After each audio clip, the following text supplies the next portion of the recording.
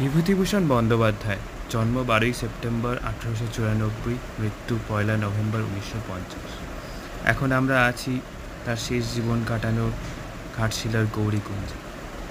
তার লেখা বিখ্যাত পথের পাঁচালী ভাগলপুরের রাজবাড়িতে লেখা এবং প্রকাশিত হয় 1929-এর লেখা 2 অক্টোবর।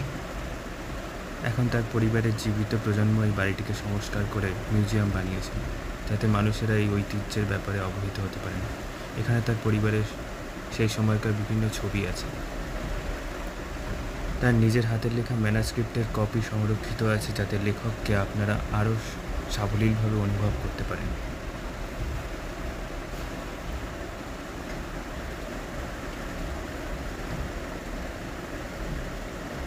তার ব্যবহৃত পোশাকও সংরক্ষিত আছে।